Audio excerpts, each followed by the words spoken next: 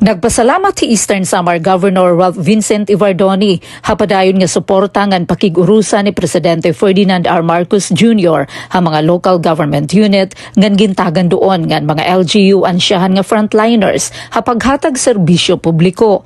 Sumalapat ang Governor Ivardoni bisan pa man kun nasyonal ang sakop ang mga programang gobyerno, ang mga LGU ang may direktang responsibilidad ha implementasyon hini hatag sa nga komunidad. Kun ang mga programa na agi ha LGU, kami ang nagdadaran responsibilidad ha aktual nga pagpatuman hini ha komunidad siringhan gobernador.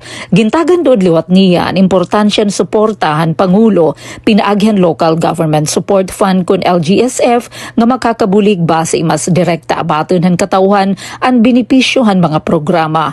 Iapagin klaro nga mas magiging epektibo ang implementasyon han mga proyekto kung iniinakabase ha prioridad ngan plano han mga local chief executive nga mas nakakasabot han panginginahanglan han iratagsa nga nasasakupan.